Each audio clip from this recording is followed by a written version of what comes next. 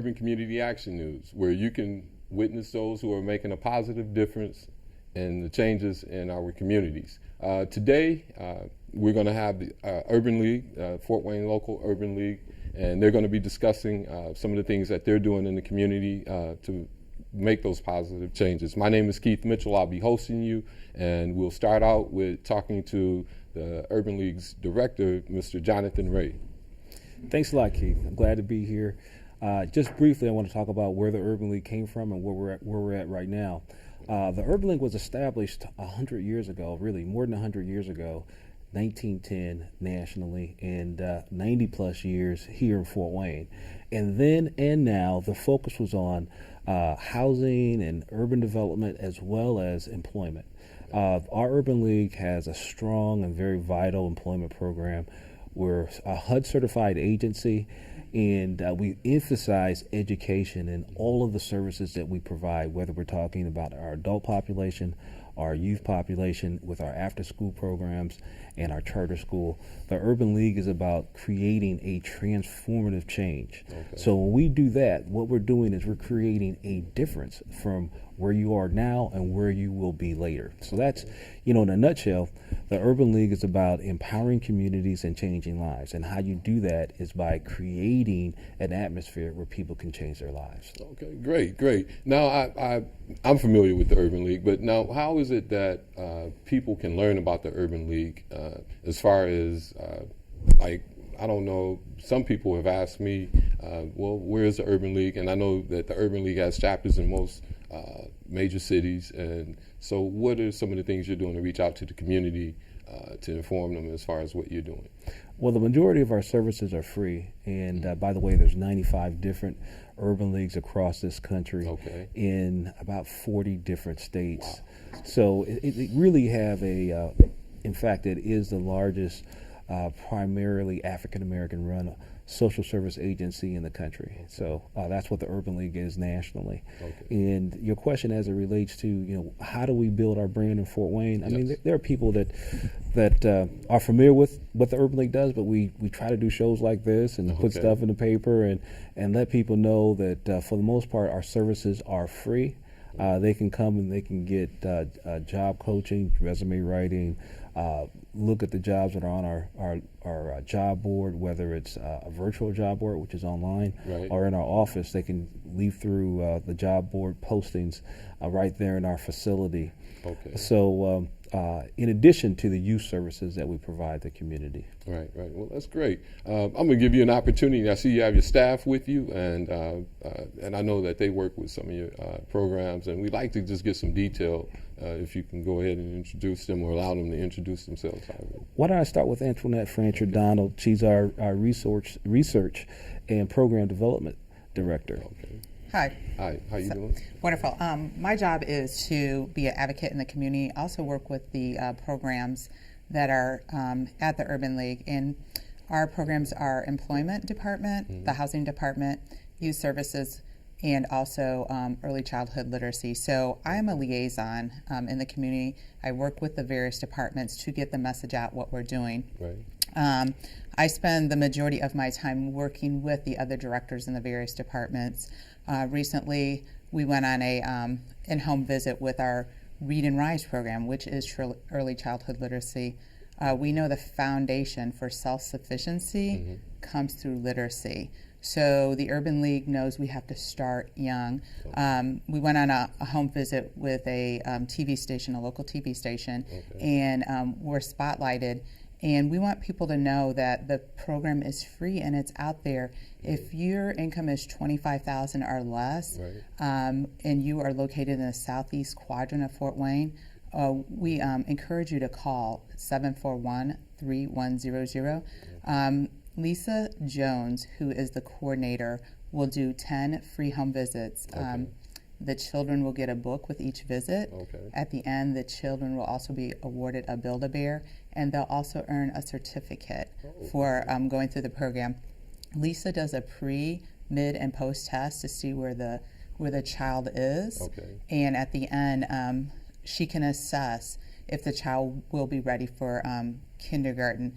Last year in the state of Indiana, 3,600 children were retained. Okay. That is a cost. It's a huge cost. It was about $18 million to the state. Okay. So we know that starting early is critical.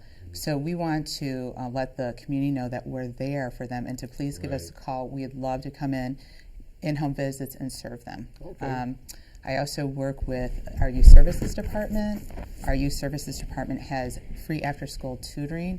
Okay. We also have a program called Voice with tobacco prevention and cessation with the state of Indiana. Some of our youth are voices against the marketing and the dangers of tobacco use. A few weeks ago, they picketed Cloud9, a hookah bar. Okay. So our kids are doing a lot. In the after-school program, we also have a program called Project Ready that's preparing our kids for careers and college readiness. So, Jonathan, did you want to say a little bit on that one?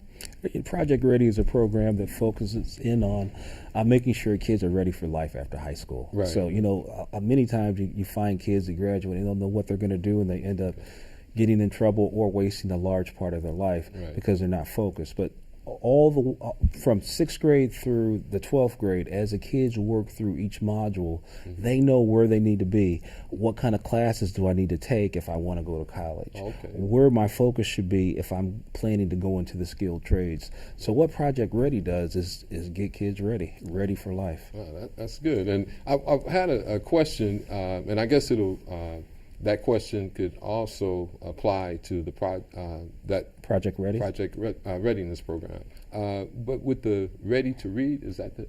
It's called Read and Rise. Read and Rise. I was Right. trying to write it down here. Yeah, But- early childhood literacy. So when is it that people can participate in this? Is this all year round, or is there a sign-up time? It's all year round. Okay. Anytime a person calls, Lisa starts the home visits whenever she's able to schedule her first visit. And then from there, the program does allow for 12 visits if necessary, if there are language barriers. Right. We do service every population.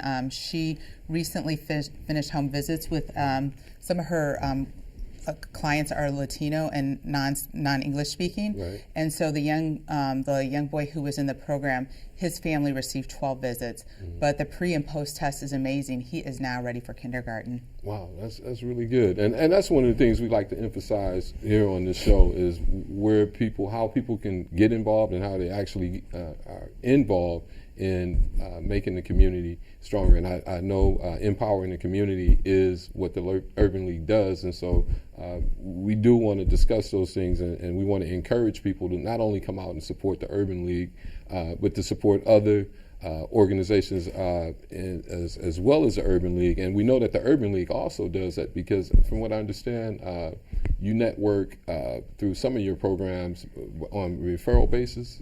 I mean, really, the Urban League is about joining forces with people who want to make a positive change. Right. So we network with everyone who is on our same mission, Right. and that is to make our community a better place to live. Right. And we're not big enough to have the kind of impact that we want, and that is transformative change. Right. And so we know that working together, we can make that happen. Absolutely. Right. That's good to hear. Now, and I guess you have another staff member here, and you'd like to introduce yourself? All right, I'm Greg Walker. I'm the Director of Staffing and Job Board Services for the Fort Wayne Urban League. And my role is to work with companies in our city to help them find great talent. If that's from doing some temporary staffing, if it's direct placement, or just direct recruiting.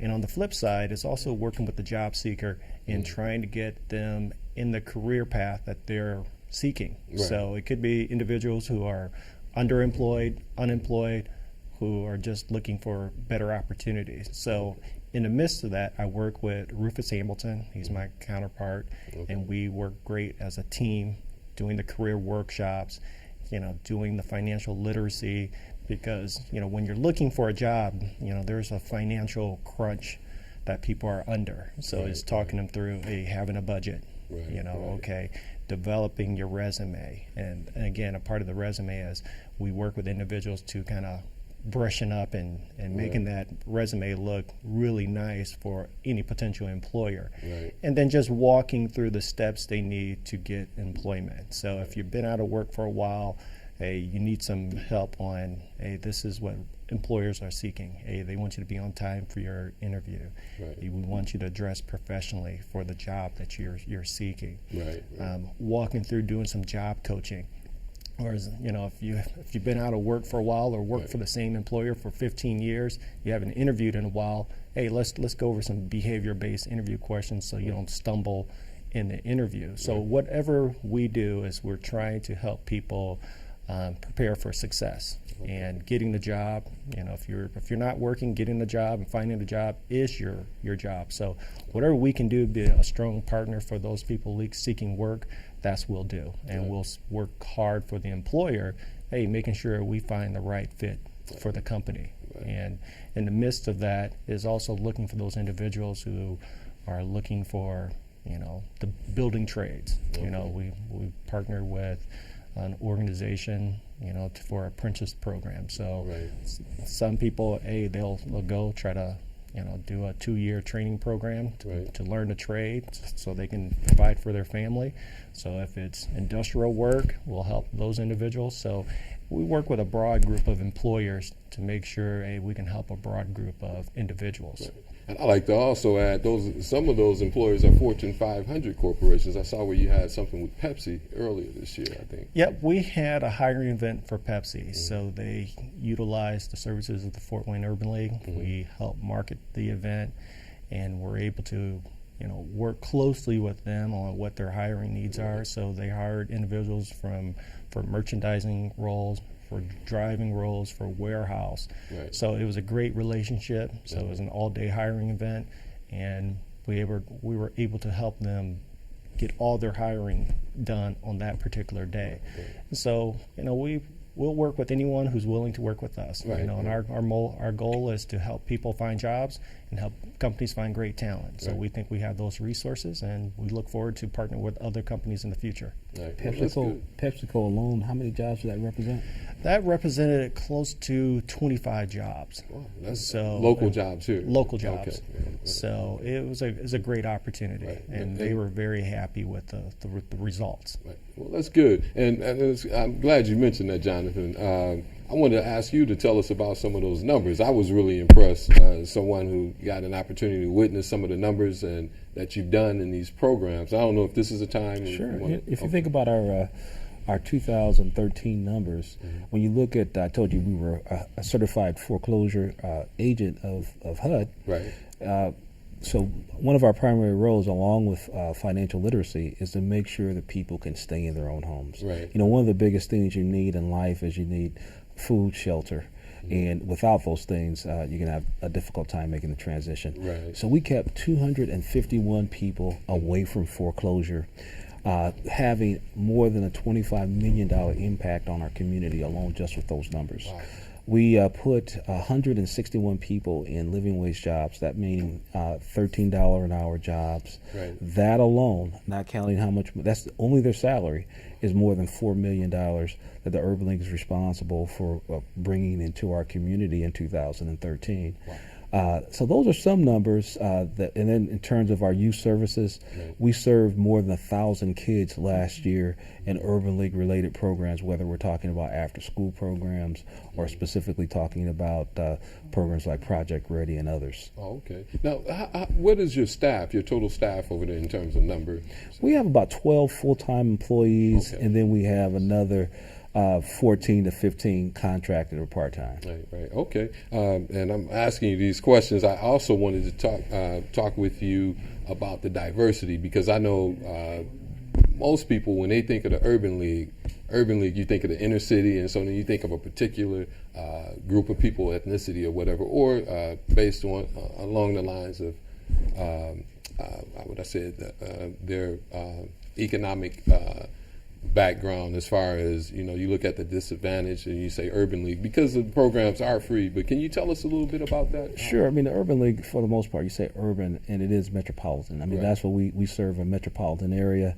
But we also serve a population that's vulnerable, Right. a population that needs support. People who are going through foreclosure, no matter what color they are, they need somebody to help them stay in their own home. For the record, the majority of those clients are people of color. So Right, that's a right. program where we're serving people who need that service that people would not think of as a typical Urban League client. Right. Obviously, being able to be self-sufficient means you can work for yourself through entrepreneurship, or you can work for somebody else through a job.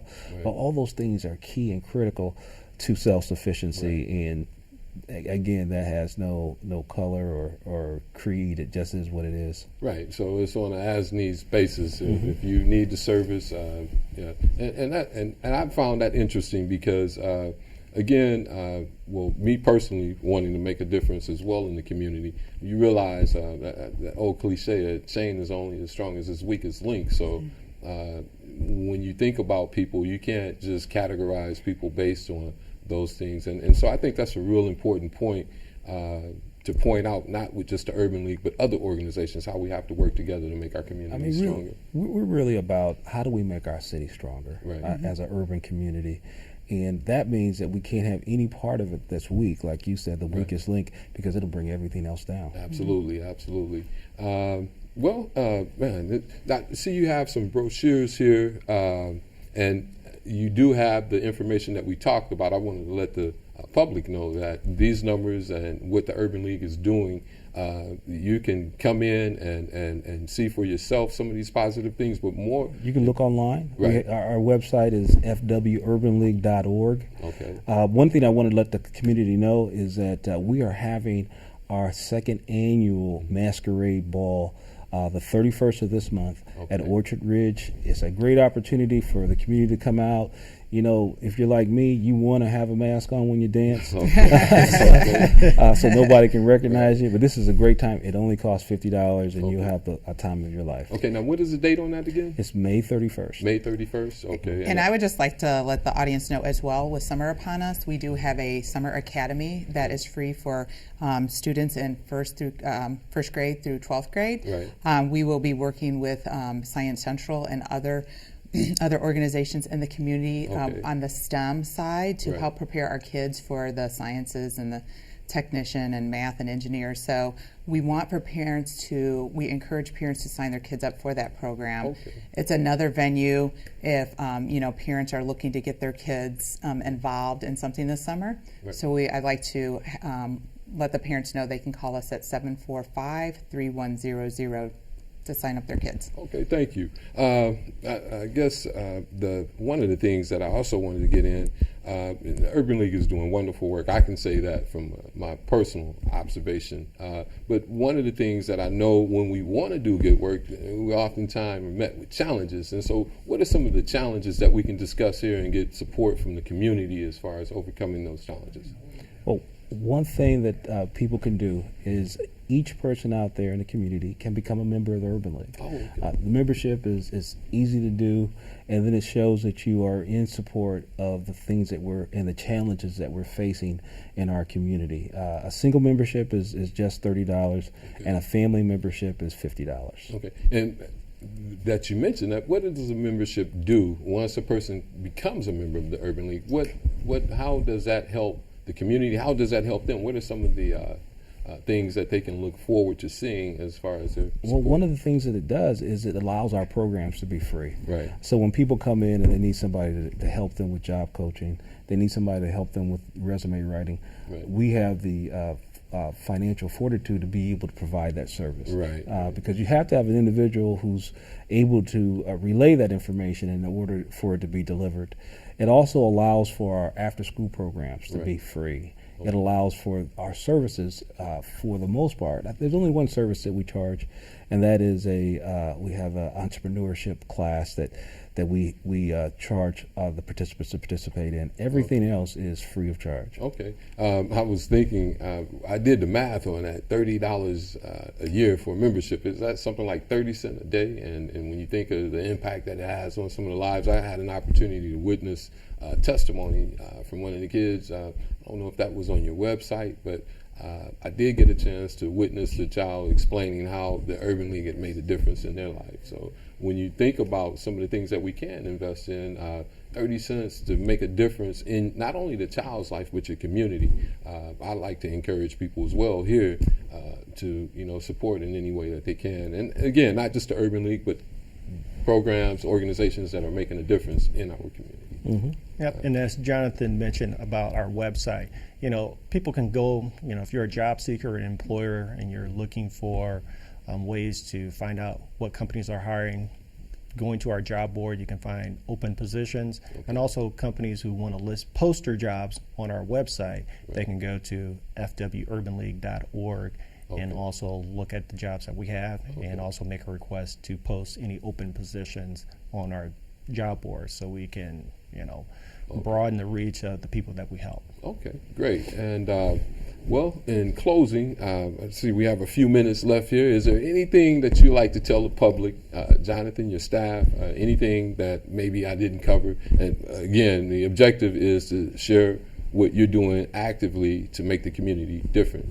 UCAN News, Urban Community Action News. Well, one of the things that the urban community should know is that the Urban League is all about making those changes through advocacy. And last year, we really pushed the community as it relates to reacting to the violence in our community. We've never had a year where we have 45 murders, and what we didn't want the community to do is just be blasé about it. So we did galvanize the community. We ended up having more than 1,000 people participate in a project that they decided would be labeled Building Bridges for a Better Community. And it's powerful because we got people from all parts of Fort Wayne who came in and wanted to see that life was different for all residents of this community. Right. And I have to also say that I witnessed that myself. We saw a dramatic decline in some of those activities as far as this first quarter in comparison with last year. And so you're saying it attributed to these things that were set up and planned to address those. I don't want to take credit for what's happened so far. I mean, there are people that are working to make that happen. Right. But I think what we were able to do is keep it in the top of mind. So it wasn't something that was just by the way. And so some of the things that have been instituted, I do have to believe that our efforts, the community's efforts, had an impact on it. Okay, great. Greg, Antoinette. I just want to invite everybody this year to the Urban Run Walk in September and our annual gala. So if people would call the Urban League, we'd like to give them more information on that. That would be a way to support the Urban League. Okay. And by the way, you all have a campus over there. And can we get the address so in case people want to? 2135 South Hannah. 2135 South Hannah. Okay. And Greg, is there anything you'd like to say in closing? What we like to do is let people know that the Urban League, we're a valued resource in the community. And we want people to come by, take a look, and see what we do on a daily basis. Because we work with a lot of individuals. I think what a lot of companies think is that we only help a small segment of people get jobs. Right. Anyone who's looking for work, we can assist. We have some great partnerships with some large employers, small employers, mom and pop shops who are looking for great people. And we get a lot of walk-in individuals. We get a lot of people to set up appointments. And any way that we can reach out to those individuals to make a difference in their lives. And also, most importantly, help clients, our corporate partners, find good people to cut down on that cost to hire. Hey, we want to be that resource for both employers and job seekers. Okay, great. Well, I want to thank you all for coming to Urban Community Action News. And we definitely look forward to seeing the work that you're doing in the community. And we encourage you at any time that there's something you want to share with the community, by all means, refer to UCAN. Again, UCAN, Urban Community Action News. And in closing, well, I guess we are closed. Thank you again for coming. Thanks for having us. Okay. And I guess that's it.